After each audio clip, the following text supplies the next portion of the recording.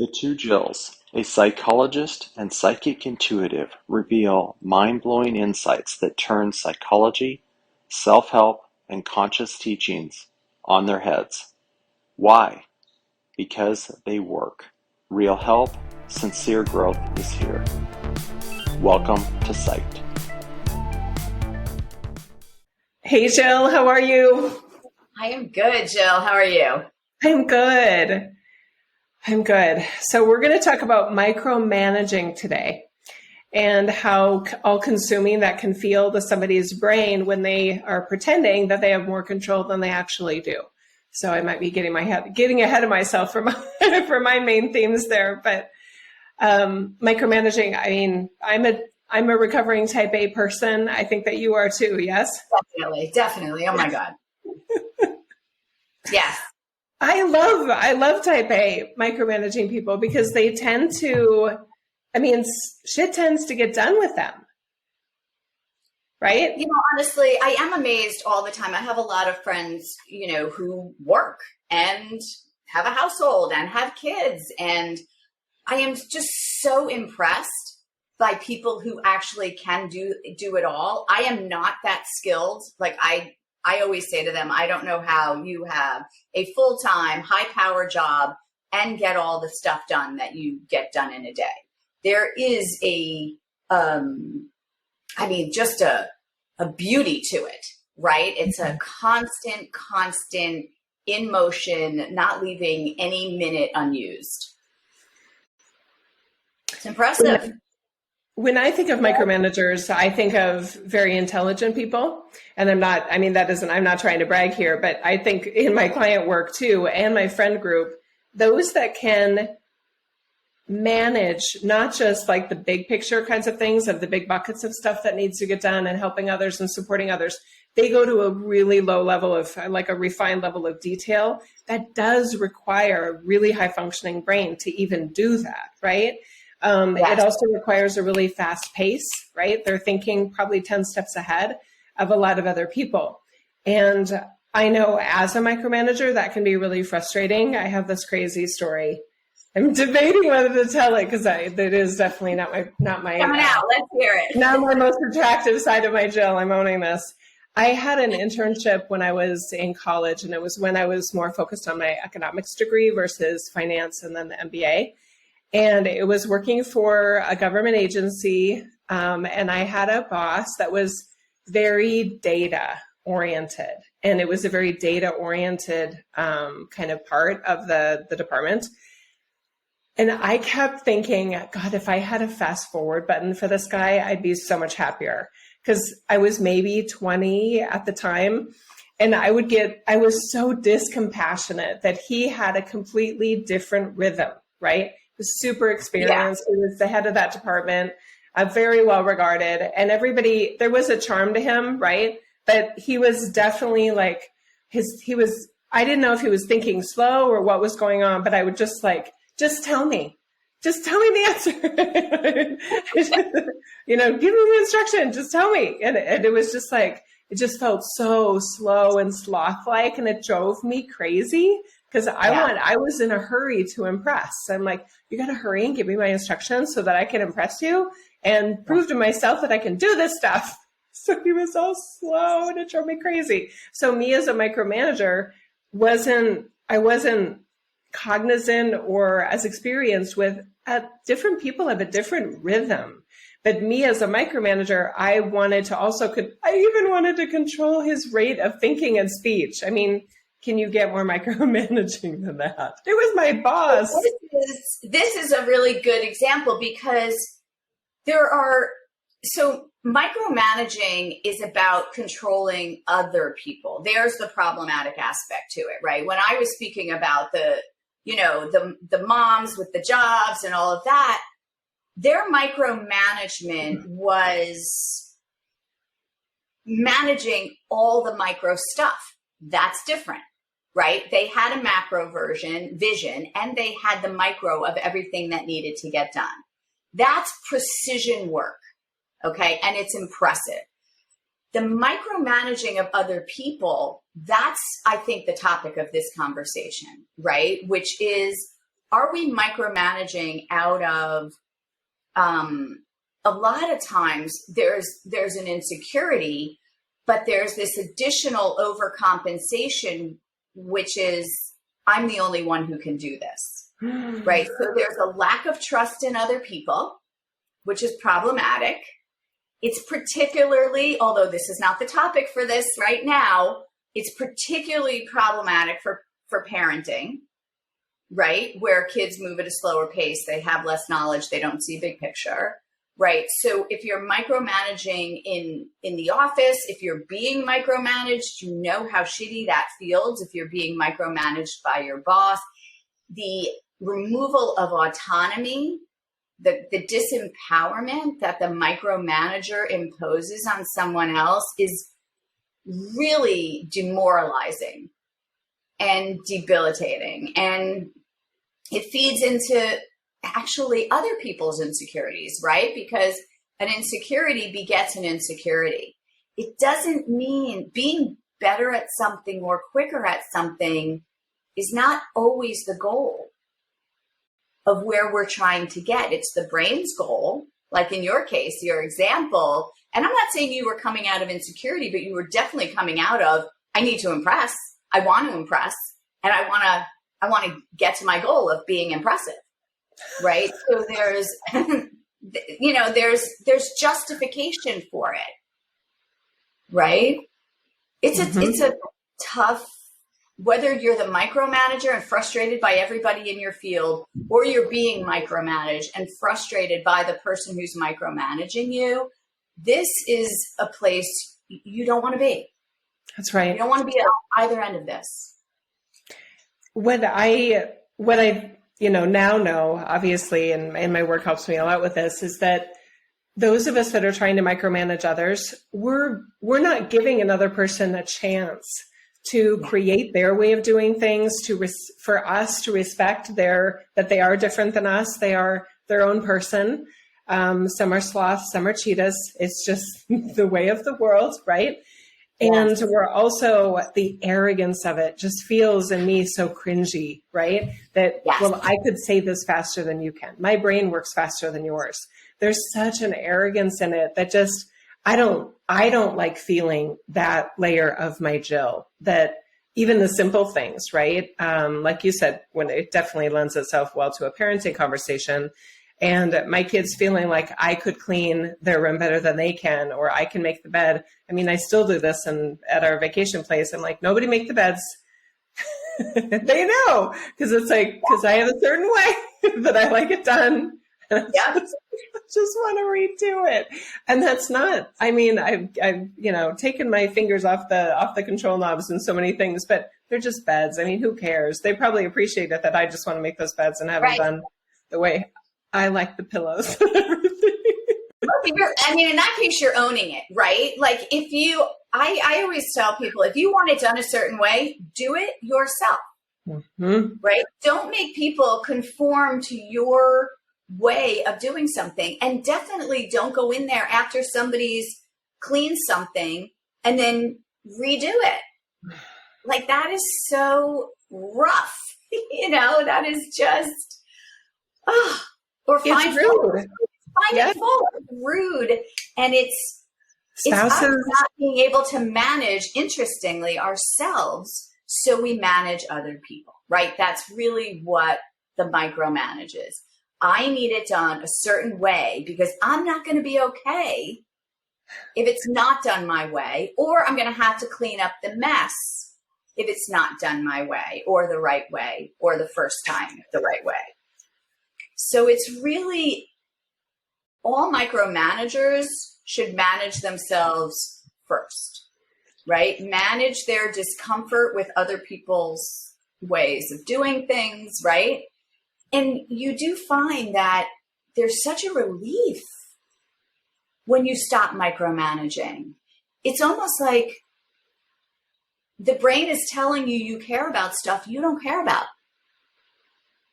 So the other day, my husband, he was driving and he was just like riding on someone's ass, or the guy was going too slow or something. And he's like, this guy, look at him. He's not, he's micromanaging this guy's driving by, I'm like, Doug, he is not moving. He is not changing his speed. He's doing nothing different as a result of your aggression. And I'm going to be very honest with you. You don't care. You don't care. You think you do, and you don't. And he's like, I think that's right. I don't know why I thought I cared. So there's these habits in there that foster micromanaging. And I would say 90% of the stuff we don't care about. It's compulsive. That's good. And thank you for that. It's funny because I'm realizing I was about to here, I'll just say it, what I was going to say earlier. I can get defensive about that. No, it's not that. Again, I was going to use the example of my husband's driving, or, he's just not as smooth in his braking and acceleration as I am. So there's the part of my Jill going, but I do it better. So it's not insecurity. It's not that I can't manage myself. It's that I'm so good at knowing how to do so many things. And I'm making fun of myself here, right? Because this is just, how can you not, right? But there is a part of my Jill going, but I am a smoother driver than him. Right? And then you said that though, you're right. And then when I was listening and I was like, yeah, there's a part of me that doesn't care if I'm a better driver, because that's subjective anyway. What if the only reason it feels less smooth is because of the seat that I'm in, that I'm not predicting I don't know when he's going to brake. So it feels less smooth because I'm not the one driving and controlling the situation and my hand on the steering wheel. So it's all debatable anyway, but you're right. I felt my whole self just relax when you said, Doug, I don't think you care. And there is a part of you, I don't care. I mean, a bigger, wider, better version of my Jill doesn't care whether he is whether I'm a smoother driver or not. And it doesn't, thank you. I received. So I think this is like a really big area of repetitive behavior. So for instance, what's happened to me, like you're kind of joking about, but I'm really good at some shit. I'm actually finding the same thing. There are certain things that I am just good at, right? And so now in my family, I'm logistics. My brain works in logistics. I can negotiate many different balls in the air. Whereas everybody comes at me with just their ball, but I'm managing all the balls. So now all I tell them is I'm the logistics person, right? So it's not actually micromanaging. It's I'm holding all the pieces. We have a lot of cars, for instance, and a lot of kids and a lot of people going in different places who need cars. I'm that person. I know where every car is. I know where everybody's going. Nobody knows anybody else's plan, so I'm the hub. But I've managed to turn that into my sort of skill set, my respected skill set, when I took it out of being sort of the micromanager who was just pissing everybody off. I said, if you need something done in that regard with a car, call me. I'm logistics. I will dole it out. I will tell you where to be and where to go. And so now we've ripped that right out of micromanaging, and we've made it such a great, working element to our family that it's been amazing. So people don't cut into my logistics anymore. Whereas when I was micromanaging them, everybody was irritated and rebellious, even if what I was saying made sense at the time, right? So the micromanaging cuts off a lot of really functional opportunity because of the reaction that it gets from people. So I am owning what I am good at, what truthfully I like to do and can do better than everybody because I'm the one with the intel. So don't throw the baby out with the bathwater, but be directed about what you're good at and leave the other stuff that you don't care about alone. Thank you for this. And I'm noticing that too. So I think what I hear you saying, Jill, and correct me if I'm wrong, is that for those of us that do micromanage, it's probably coming from, I just want to make an innate greatness. Yes. Yes. This is the self-deprecating humor I use with my family. Like, I'm the best at making the beds. Nobody touch them. It just to use that silly example. But there yes, is a skill set there. yeah. So if you take it, so micromanaging as a term tends to be used towards I'm going to manage others. But I think what you're saying is the other opportunity here is to recognize what you are really good at that needs to get done that other people aren't as good at. Just own it. Take that role. Make it official, right? I love you too. I love you so much. I'm logistics, right? So what's funny is that I think this is such a dumb example of smooth driving, but I've taught everyone how to drive, right? So my kids, when they were in driver's training and even before they were of age, I would just, when it was appropriate and we were in a safe place, go, okay, let's see how you do. But, they would drive the ATVs or on the jet skis or something like that. I taught my 12-year-old how to better manage the jet ski. And okay, now when you accelerate that fast, the person on the back is really getting thrown around. So you want to warn them, let me show you how I'm hanging on so that when you're older and somebody's riding with you, they can see how maybe a better way that they feel more stable when you're having fun and then they can have more fun. So I just think through all of these things in a way, and he was processing. It was so fun to see him just kind of put into place the level of detail that I operate from and pass that off to another person, not in a you're doing it wrong or you suck at this or you're shitty, not that. Just, hey, you may want to think about this, you may want to think about that, to help them be a better version of whatever they're doing.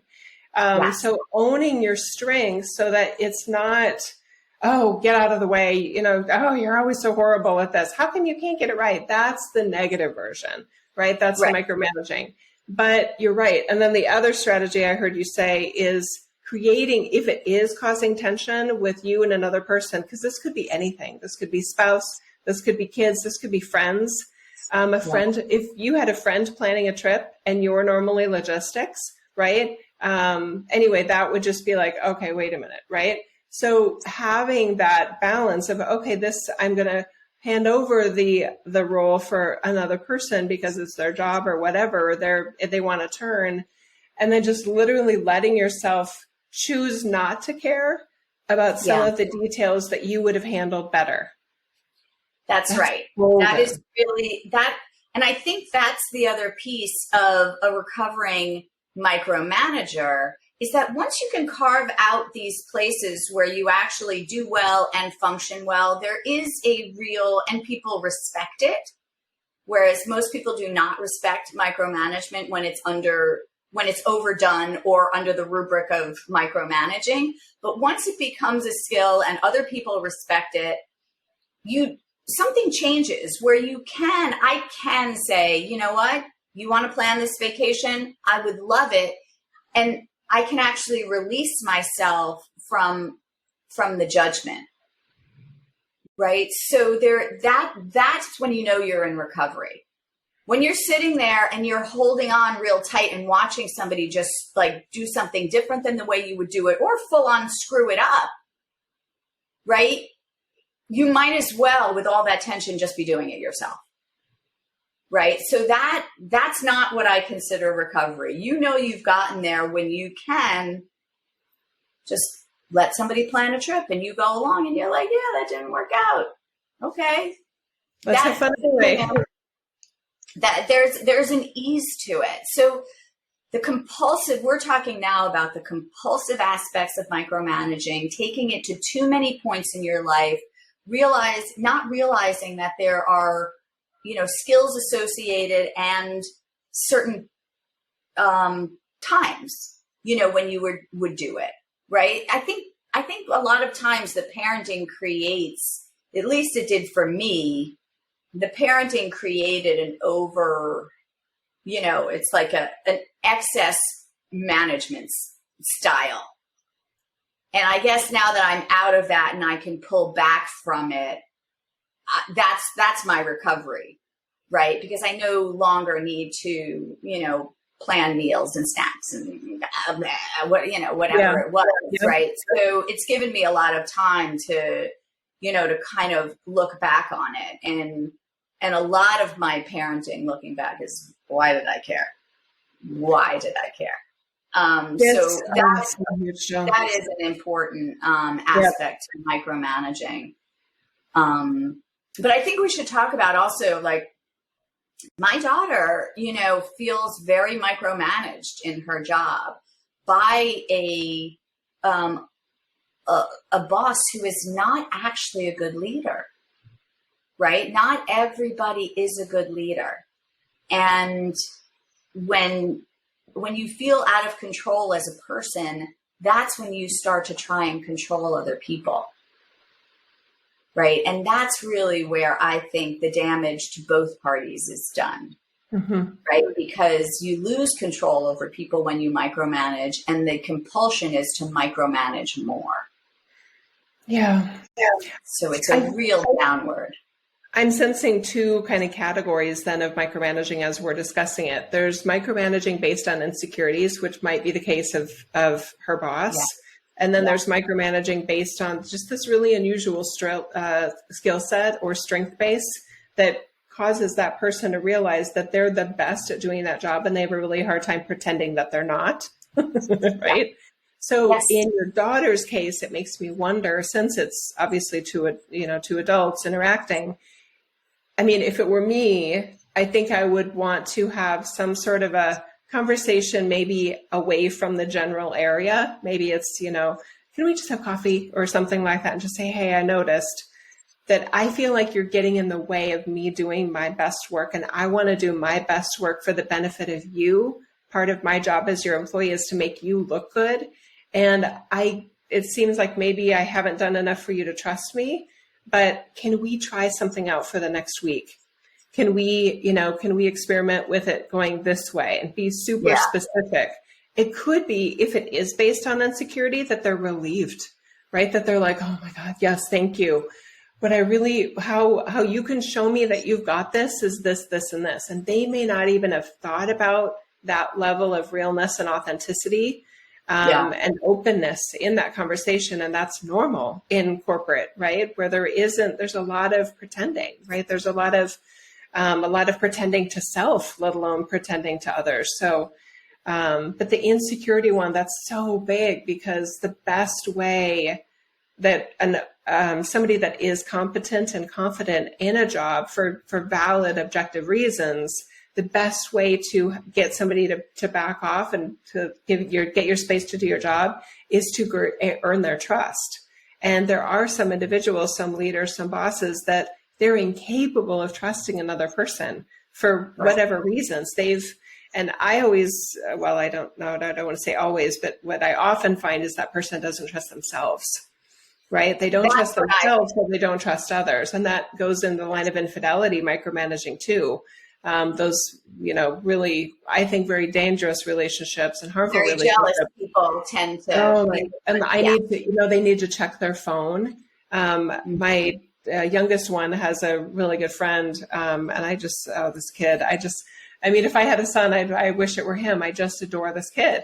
And he has to turn over his phone regularly to this girlfriend so that she knows that he's not cheating on her. And I'm just like, oh, what are you doing with her? You know what I mean? But anyway, there are some people that would never put up with that, but he is. So there must be something going on there too. But anyway, the micromanaging part Jill, I remember, this is kind of cool to remember this. I think I was in college, and I was walking through the mall doing some Christmas shopping. We had just gotten done with finals, and I was like, okay, now I can get my Christmas shopping done. And there was a woman with probably her son. She was so polished and so put together, maybe 40s or 50s. She knew how she looked her best, and she felt very confident and comfortable in herself. So first I noticed her, I noticed what I think is her son. I don't know if he was working on dreads or he just hadn't washed his hair in a long time, but he was very much the opposite of her. You could tell that she wasn't trying to micromanage him, right? There was something so disparate about what I saw in them. And she's just like walking confidently next to her son. You could tell I didn't sense any insecurities of like, oh, don't look at him. He doesn't represent me. I felt such ownership that he's being him and she's being her. And there was that just really went into my brain of that. If I have kids, because I never wanted to have kids, we didn't think we would, but maybe even an auntie role, but I wanted to be that. And then the little kids at the store, and they're totally mismatchy. The little 2 or 3 year old, and you can tell she picked out her whole outfit. It's a lot of crazy patterns and prints going on, and just, shoes that don't match and stuff. I always, when I saw that as a bit of a control freak, looked at that mom going, I want to be you, because she looks so happy and you're letting her be her, versus the type of mom of like, no, you can't wear that. We're going out, right? You can't wear your pajamas to school. You represent me. You don't understand, right? So that was such a good, like, okay, this doesn't matter. And I've had my kids at various ages say to me, why do you care what I do with my hair? And I'm like, that's true. Why do I care? You know what I mean? That's the theme of this conversation is, it's not even why do I care? It's do I care? Do I have to care? Do I care? Like it's this, because the brain will always give you a reason why you should care about something, right? That's not your business. But it's even just reminding yourself, like, I really don't care about this. There's something that's telling me I do or should, but I really don't. And I like the way you said it before, right? So everything here in this realm is dualistic, right? It's a double-edged sword. So when you're doing micromanaging, just to, harp on the buckets for a second, there is this, look at what your skills are, where you're really functional. That's one aspect where you can pull yourself out. But the other side of microman, and so that's coming at it from this skill-based thing. The other aspect of it, where a lot of the micromanagement comes from, and the kind we rebel against most, is this lack of skill set, right? Also causes micromanaging. So one has skill, one doesn't. Both of these things cause micromanaging. It's very, very interesting. And so when you come across someone who is your boss, who you've had those conversations with, for instance. So my daughter has had many conversations. She finally got to the understanding that in a weird way, she was trying to micromanage her micromanaging boss, right? So what she opted to do was take herself out of the equation entirely. And sort of, it's what my husband always says. He's like, assume good intent.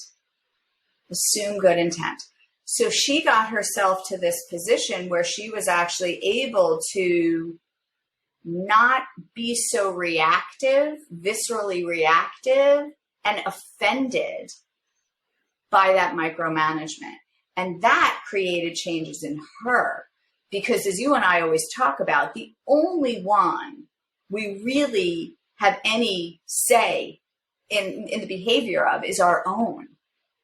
So she realized she could continue on a daily basis to be almost assaulted, abused, and, insulted by the level of micromanagement that was coming in. She could also sort of stay in this anger toward that person and sort of this standoff, which made her days quite long.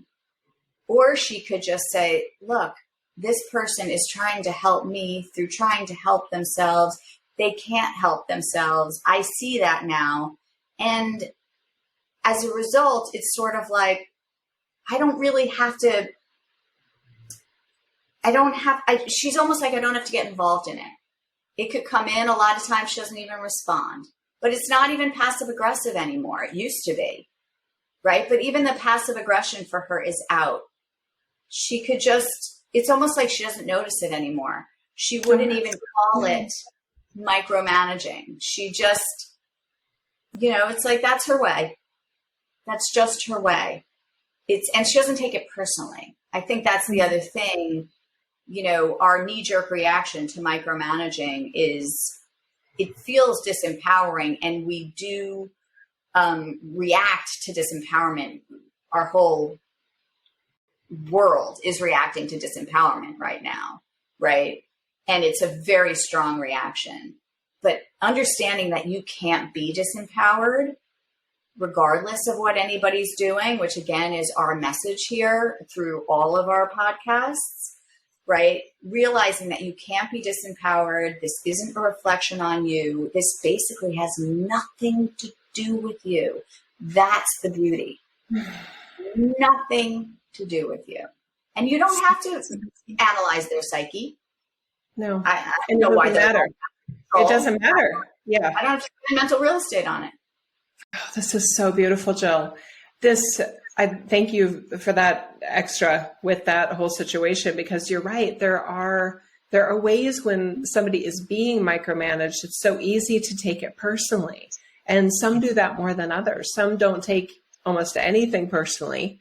And others do. And it's like, wait, why, do I need to, is this about me, or is that just how they are? Right. And it could be that somebody could analyze and say, okay, well, that micromanager, no, they don't micromanage these other people. Well, who knows how long they've worked with? I mean, what else is going on there? Do they know them in a different way? Do they know them outside of work? It still doesn't mean that you need to overreact. When there's an overreaction and the dynamic starts to plug into you energetically, where it's draining and hard and sufferable, that's where it's like, okay, your strategy is perfect. How else can I choose to respond here so that I'm not turning into a version of me that I don't like in this situation, right? And we are tougher, I think, than we realize. Now, I'm obviously not saying anyone to stay in an abusive situation. Try not to apply corner cases audience here. Right. But in a normal, healthy kind of like, no, this can work as an employee or boss or two partners or spouses or, mother, daughter, father, child, whatever.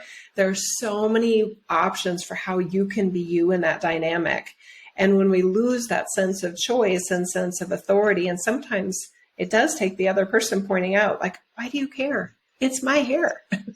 Yeah. Why do you care that I want 4 walls painted all 4 different colors and you think they don't match?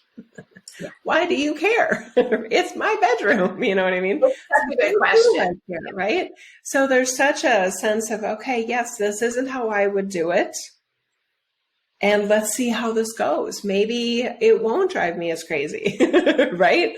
Maybe making that person happy with something that is pretty innocent and isn't going to hurt anybody isn't that big of a deal. Maybe what they wear to the store doesn't matter so much. Luckily, I was never that mom, right?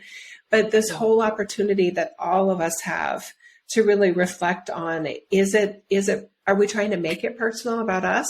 And are we making an unfortunate situation even harder by how we're interpreting it, responding to it, allowing it to affect us, right? Yeah, that's perfect. Because if you go, I like that you brought in sort of the energetic, domino effect of this, because what people don't understand, and I think that there are people who are energetically sensitive, is that if somebody is coming at you as a micromanager, let's say in your job, your boss is coming at you and is micromanaging you.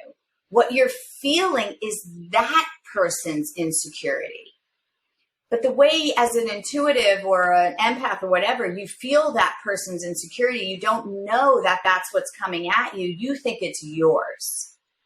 And so your response is, there must be something wrong with me if this person is seeing this in me. That's a misinterpretation on top of monkey dust and fairy farts. Like, all of that is wrong, right? What you should be looking at is, okay, this person is micromanaging me. There's an insecurity there. So the energy that's coming off that person is insecure, afraid something's not going to go right. That's their fear. We don't need to embody that fear. We can just sort of recognize and sort of stop it at the gate rather than perpetuate it. And then by definition, if we take it on, we're going to share it. We're going to then, whoever's working for us, or we're going to take it home to our families, whatever it is, that keeps going until somebody stops it. Right. So what you're saying is, like, if the energy is coming in, you can recognize that energy, but don't own it. Right. Don't let it go into an insecure bucket in you. You have an insecure bucket. We all have them, but don't activate it. Right. And then another thing that, my daughter, we practiced through this thing is to flip that around. We did, and this is a really good exercise for a lot of things, but we always said, find what's right. Right. Turn an insult into a compliment. And so in a lot of ways, if somebody's micromanaging you and you look at it and you're like, okay, this person is trying to help me. There's the assumed good intent. This person is trying to help me. So I'm going to thank them for the help and the care and the time that they're spending giving me tips and training me, right? You offer that kind of thank you. So a stupid example. When I'm walking around with my husband, I do go a little brain dead and I walk into traffic because I kind of rely on him to keep me, I don't know why it is. When I'm by myself, I'm a totally functionally human being. When I'm with him, I just look like a wandering lunatic sometimes. And he's like, Jill, how do you exist when I'm not with you? I'm like, well, I let you take care of me when I'm walking with you. But then it started to happen where every time I'm walking with him, he's like, don't walk into the bike lane. Don't, Jill, be careful there's a curve coming up. And I'm like, oh my God, like what's going on here? So I would get pissed at him. I'm like, you think I don't know there's a curve there? But really what he's doing, when I backed off of just being so angry that he was treating me like such an infant, which I kind of asked for, I was just like, he's trying to help me. He's trying to be thoughtful, right? He's not trying to say, Jill, because I think you're an idiot, I'm telling you where the curb is, right? That would be ridiculous. I'm married to this man. So it took me a little while to stop being so reactive. But now when he says, Jill, be careful of the curb, I'm like, oh, thanks.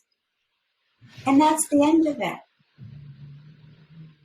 But it's so weird how we fight. It's like babies fight sleep, right? And then you're there like, why did I ever fight this? I love it. And then the next day it happens all over again. So there's this, when somebody's micromanaging you, give them a little honor. Just if it doesn't work, it doesn't work. And it's totally fine. And then, go to ignoring them or whatever. But try to look at what's right in what they're doing. Try to find, just try to find something right. And a thank you, a compliment, even if they're spending a lot of time on you. It may not be the time you want, but clearly somebody who's micromanaging you is giving you a lot of attention. Thank them for the attention. Mm-hmm. That's good. That's so good. And I walked in downtown areas a lot. We've been in various big cities together, and I've never seen you like almost walk into traffic. You're normally the one that's like, okay, we're paying attention. So I know that you have that, Jill, but I get it. If you have somebody there that's so good at that and you just want to enjoy the conversation, and you guys walk a lot in your city. So yeah. This whole idea that you don't have to care, or that you can recreate a response, right? You can experiment with different ways that you're responding is so big, right? Because all of us probably have someone in our life that we at least feel that they're micromanaging us, whether they are or not, right? We have choices in how we respond to that, how we let it bother us, how we let it affect us and get in the way of us being a version of ourselves that we like best, right? So I can just imagine people saying, but it drives me crazy. But it doesn't have to. It doesn't have to drive you crazy, right? You can experiment with a version of you that maybe doesn't care as much. And I like this idea that we all have a lot of layers and a lot of different, almost like pie slices, right? There's a slice of you that's very annoyed and very reactive about what they're doing. But what about the other slices? it's almost like being curious. Is there a version of me that is not annoyed by this? Right? Can I create a version of me that isn't bothered by this and may actually see that there might be benefit in this, right? That they do know something I don't know, right? So for those of us that are micromanagers, I have another strategy I want to offer. Yeah. What is something that they are better at than you are? Because I think for those of us that tend to lean more towards overconfidence, we miss the part that yes, we're good at, a lot of things or a few things really well, whatever. But they are that way too. There are things that they are better at than you are. So that's very humbling for somebody that is arrogant or narcissistic or overconfident or whatever. But there's that part of like, I'm not as good at this, right? And it softens you, right? And then in whatever partnership or relationship that is, you can take advantage of that, right? Not, that could be misinterpreted. You can put to use their strengths and your lack of strengths and vice versa. And then it's great. So I think examples are good here too. I've had my own business for many years, right? But when I got my MBA and when I got my finance degree and that kind of stuff, they don't teach you personal finance, right? Or at least I didn't take those classes. So this business was more successful than I thought it would be, sooner than I thought it would be. And I didn't set aside enough for taxes. And my husband is great at that stuff. I mean, he's so good. So eventually, when there was 2 years in a row of honey, and he's like, God, you don't, where's the money for the taxes? I'm like, wait, what? You know what I mean? And it wasn't that I didn't know that. But I clearly wasn't reacting as I knew it, as if I knew it, the evidence was there. So anyway, he was awesome and we figured it out. But then from that point forward, he said, do you want me to look at your numbers like 4 times a year, every month or whatever, and make sure that you have? And he tried to give me great strategies. Okay, when you look at how much you made that month, because I have an accountant, take 50% and just pull it to the side and just leave it over there. And put it in a separate savings account, whatever. I know how to do all that stuff. And then you don't have to worry about it. And I haven't had any kind of accidents since then. And it feels good because I'm good at running the business and operating the business and creating new services and all those things. But I'm not good, and I don't like the part about, okay, now 50% to taxes. It's just like, and I'm exaggerating. That was a little cushion. Yeah. But, we are in a higher tax bracket, so it is a lot. Anyway, it is what it is. Yeah. But anyway, so he benefited because he's great at that. He got to see more how successful I was, which felt good too. Anyway, it was a win-win situation. I was very humbled in the moment of, wait, I don't have enough those years. Oh my God. It's a really good thing to think about, because I think that when you go into micromanagement mode, the brain uses it too much, right? It gets its hands on something and it's like, well, let's use it over here and let's use it over here. And before you know it, it's kind of taking over every aspect of your life where it doesn't need to. So the brain, I think, overuses this program in areas that it shouldn't flood over into. And what you're really pointing out, and you're pointing it out in the good way, is notice other people's strengths. But what happens is when we're micromanaging like that, all we're looking at is other people's deficits, right? We're looking at where they don't match up. We're not looking at where they do. And so I love that softening where you can then come back to, wait, I'm overusing my micromanaging. It's clouding this whole person, right? Who isn't good at their finances or who isn't good at making their bed, right? But it almost throws the whole person out as an ineffectual, disorganized person, right? It's a very interesting, we tag them, we label them, and we're like, done with you. So it's important. And I think that's the fear that people have who are micromanaged by their bosses. It's like, you don't see my skills, right? You don't see what I'm good at. I once had, so my daughter, when she was younger, she couldn't read for whatever reason, but she could write. But then she couldn't read her own handwriting. So it was just very interesting, like no man's land. So it's now second grade, and the teacher pulls me over at the end of the year, and she said, and no, in the, review, the teacher student review, whatever. And she said, your daughter can't read. She can't do this. She doesn't know this. She doesn't know that. And I just looked at her. I'm like, you don't know my daughter at all. You have no idea. I just heard everything you said. And it is clear to me that you stopped at she cannot read, and you never looked for her strengths. You never, she's a writer. She's been writing. She's an artist. The teacher never went there. She dismissed my daughter entirely. And then the next year I said to the superintendent, I'm like, I am picking my teacher next year because this has been a veritable shit show. And I wanted her with the teacher who was known for writing. And that teacher, day one, told my daughter, go to the library and pick out a book you're going to read. My daughter has not read a book. It's third grade now. She had tutoring. She had everything. Couldn't get it together. She picks out this book. It's so thick. And I'm like, oh my God, this is going to be rough. It was like the Bartimaeus trilogy. It had big words. It was a big deal. She read the book. This teacher was not constrained by what my daughter couldn't do. Every other teacher that my daughter had was nervous about how her lack of reading would reflect on them, or it was a new teacher, or whatever it was. She read that book. She never looked back. She graduated college. She is highly successful, and she didn't read until she was in the third grade. Wow. So it's this interesting dismissal, how we dismiss people. It's brutal. Micromanaging is brutal. It is not benign.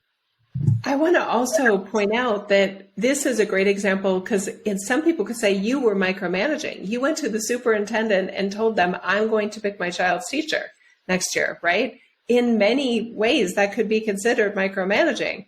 But it was for the advocacy of your child, and it wasn't meant to be at the expense of anyone. It's just that, hey, I've got a special case here, right? And I want my child to have a year, at least 1 year since last year, with somebody that can recognize that they have strengths alongside the areas that they're behind or whatever, not up to the standards. Not up to standards. But if we don't do that, we don't do that, we can have a very what would you call it? Functional employee. Yeah. And this is more than employees. This is anything. It's everybody, it's everybody. But who we could actually demoralize in such a way that they lose confidence in their abilities. Yes. I do. Oh my God, I love where we are right now in this conversation. This happens in marriages. This happens in dating relationships. This happens in friendships. This happens in adult child to parental relationships. There is so much imposing of you need to be good at what I need you to be good at, or you need to be good at everything I'm good at. And there's this complete lack of awareness of what they are good at that you're not good at, or what they are good at that you don't care about, right? So that's the example with your child, that those things that your daughter was really good at wasn't on that teacher's radar. I mean, I know I'm idealistic. I completely own this, and I don't think it's a weakness, but wouldn't it be amazing if there was a system where a child that had, super strengths in one area, or even just solid strengths in one area, it doesn't have to be, super interstellar kind of stuff. Anyway, this is their strengths. This is where they need more help. Let's put them with a teacher that is good at helping and wants to help, has a heart to help, and the compassion. But wouldn't that be cool if it were a system, right? And I know I'm being idealistic, but that would be so neat, because then those teachers are more matched up, with those that need it. Is it okay if we go a little bit over today? Yes. There was I was a witnessing parent coming out of a kindergarten end of year review. I had just come out of the kindergarten doors kind of faced each other, and I was in this youngest class with Georgia. And then she was Miss Joanne Stevens. No, it doesn't matter her name. Anyway, teacher came out, or the parent came out of her child's review, and I knew the mom and I knew her son. And she came out, and I was like, oh, how'd it go? And she goes, he's not reading. I mean, like, and it was kindergarten, right? He's behind in this, he's behind in that. You could just tell she's so demoralized. And that wider version of my Jill just kicked right in. And I said, Joanne, what is he great at? And she just stopped for a minute and she said, he does math at a 5th grade level. This is a kindergartner. It's right. crazy. And I was like, and I just looked at her and I got teary and she got teary. And I said, I bet that teacher didn't even ask you about that, right? That didn't come up in that review. And she goes, nope. And I said, maybe he's going to be okay. And we both kind of laughed and then we went on. But I felt so blessed to be there in that moment and ask her that question, right? Yeah. What does he say that, right? Because there are so many teachers that, they got a lot on their plate and they're not always looking out for what is great in our kids. And what I see with some parents is that the systemic, they're behind in this, filters over to the parenting, especially if there are maybe less confident parents or less confident people, that they don't have the presence in themselves to go, okay, I know you guys in the system think they're not good at this, but I also know they're great at this and great at that and great at that. And you guys may never see that, right? So then the child isn't screwed up by all forces thinking they're bad at this and not even recognizing the composing music. You know what I mean? Or they're making stars that they are. Yeah, or making new games in the neighborhood. With the neighborhood kids are literally creating new games to play. I mean, that's amazing. That's impressive. So my daughters, they come out of college and they have all the tech possible, right? And then they go into companies that are behind on their tech, just very like old stuff. And so they're writing programs and they're doing runarounds and the people who they work for are like, how'd you learn how to do that? And they're like, it's 2022. How do you not know how to do that? Right. So these kids in a weird, funny way are just from a tech standpoint, their productivity, they're upstaging, people who are way senior to them, right? Because they don't have the skills that these kids bring. And it's very interesting to see how, so my daughter for a long time, one of them just felt like, okay, I can't get with this tech stuff. It was kind of hard for her, but she ended up, however she was taught, she didn't have confidence in it. But the minute she goes to work, she sees how much she knows. She never had the realization that was a skill. It's so interesting how we miss our own skill set, either because there's just nothing we're pursuing in that space, or other people aren't seeing it in us and don't kind of nurture and culture it. So it is important to always, don't throw yourself out, always be looking for your skill set, right? Always be looking for what you're good at. We live in a society where we're like, what are you bad at? Let's work on that. Why? That I never understand. You have a God-given skill. Why are you working on something you're bad at? It's so mind-blowing to me. We don't all need, that's an assumption that, westernized societies were definitely making is, no, we all need to be at least this good at this. And there's a part of me going, but do we though? Do we really? I don't know. That's a radical experiment. But I know I wasn't willing to play that. What was that? Think about the emotion quotient of what is the benefit, I won't say nefarious, of keeping people focused on what they're not good at. My heart just gets right sucked into conspiracy theories of, repressing humanity. And I feel like we have missed the ball, right? to have everybody focused on what they're not good at raises a culture of insecurity, jealousy. There's just nothing good that's going to come out of focusing on your flaws. Mm. And then we do that so we're not cocky, so that we don't run around liking ourselves too much, so that we don't offend people with our talents, that other people who are not as good as us. I'm just not sure what our cultural goal is here. Yeah. It's not working in our favor. That's fair. I'm noticing that I am being drawn in my awareness towards those that are, because yes, there's folks that are drawn to micromanaging from insecurity. I do feel like there are another type of folks, and this is where I resonate more, that Yes. I'm not really an insecure type person. That's not really my thing. If there's something I don't know, I don't freak out about it. I'm just like, yeah, I'm not good at that. Right. But I had to create that Jill, because there was another part of me that was so overemphasizing the things that I was naturally good at, that didn't take me much time. And I was befuddled by why it took so many other people so much time to do things, and they still weren't good at it. You know what I mean? It's like, God, they could try all day and they're still not good at this. What the heck is going on here? So I think for those that lean more towards overconfidence, I think the really important thing to keep in mind is, number one, what are you not good at?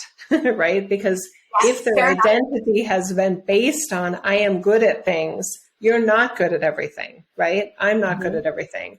And I'm a better Jill. I'm a nicer Jill. I'm a better wife. I'm a better mom. I'm a better friend. I'm a better everything, by acknowledging, not by beating myself up, but just, yes, these are my strengths. And I am quicker, better, faster, whatever. It's those things. And, it doesn't matter, because there's a lot of things I'm not good at.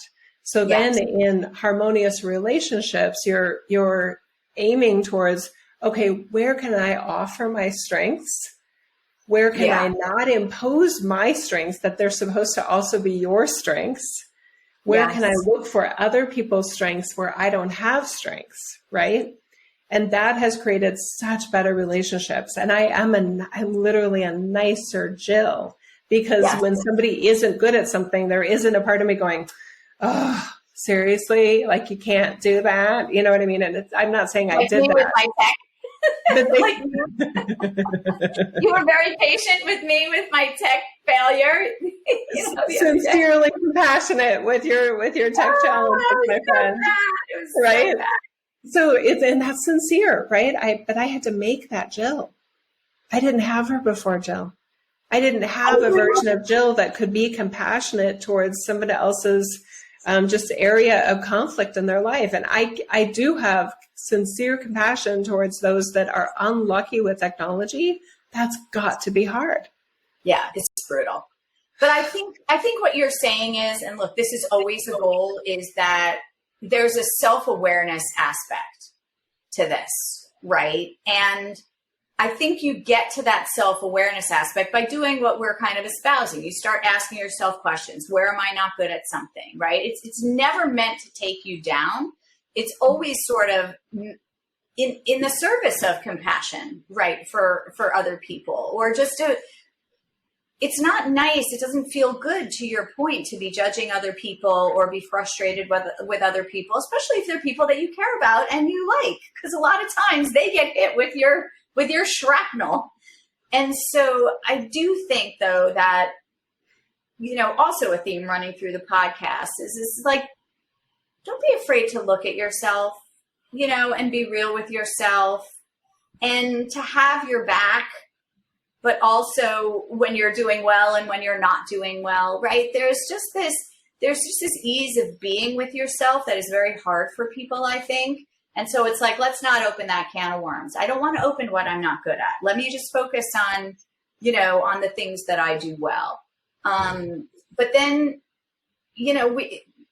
it's a self-awareness piece. It is a self-awareness piece. And I do think that the more self-awareness that you can bring to anything, you just like yourself better. You really do.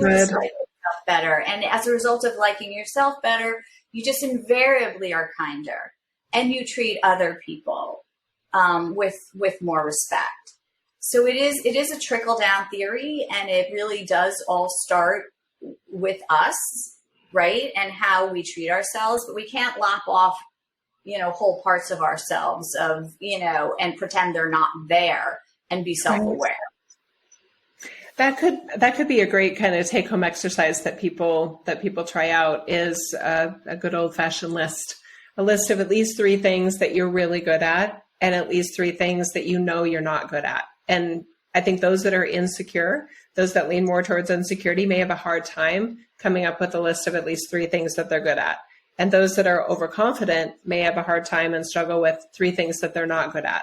And both of those challenges are probably healthy and self-loving and self-softening, right? It breaks my heart. Softening, right? It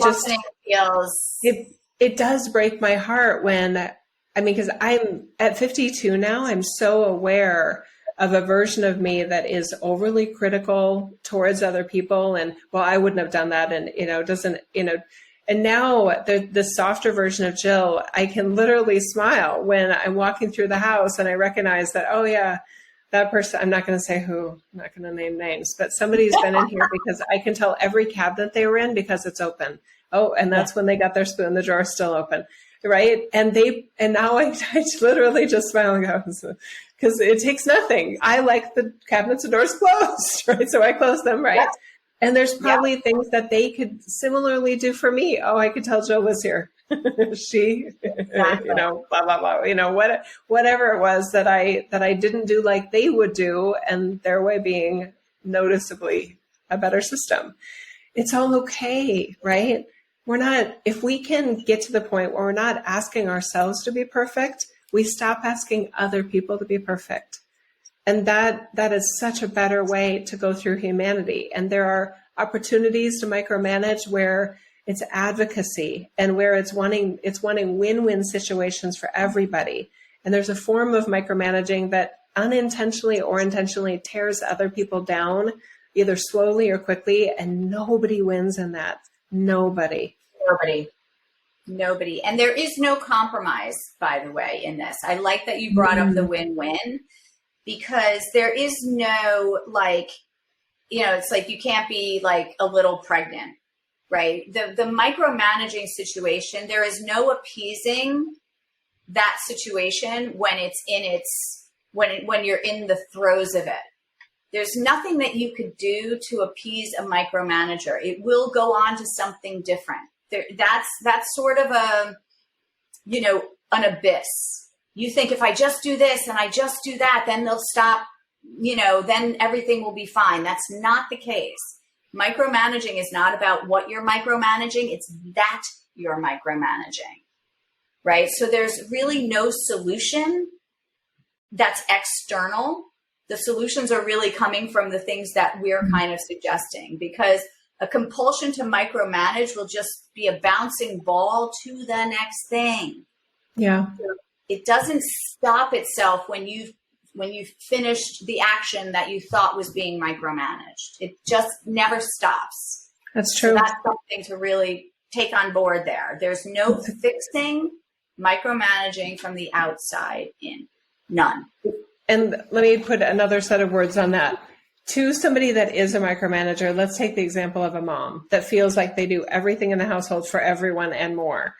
There's probably a lie in there. There's a deception in their brain there of, yes, I'll get to relax when all this stuff is to my standards or when everybody's been taken care of. Nobody will ever be fully taken care of because there will always be another need that crops up. And probably nothing will ever be to your standards unless nobody's home and they don't come back, right? Because your standards are maybe impossible and unachievable, and those can be relaxed, right? So it's an entire redo of that micromanager that says, you know what, maybe I can be okay if the cabinet doors are left open. Maybe I'm never going to get that person to close these freaking cabinets and the drawers after they leave the kitchen. Maybe, right? Maybe, probably. And when I can let go of the need to control and micromanage all of these people, maybe I get to be a better version of me, right? Because those parents are driving everybody crazy. They're not, and this is the part that does break my heart. They're missing out. Yeah. They're missing out on enjoying themselves in their life. They're missing out on what is awesome about all of those people that they can't even see because they're so blindly obsessed with what they're not doing right, or they haven't learned how to do this yet. They may never learn how to do that.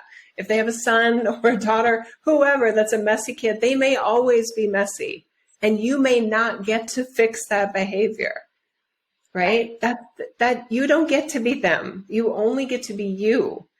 And when that realization is allowed, there is that softening, and there's the oh shit moment of, oh my God, right? Because there are parents that are just wired in this way of, I'm responsible for everybody. It's my job to make them into better humans. You get a part of that job, and then there's the other part of they get to be the actual human, and you don't get to control that. When they're young, when they're old, any of it. And I think that that's where we end up in trouble, right? Is because we assume that we're micromanaging because other people are doing X, Y, and Z. We don't see it as our own out of control issue, right? So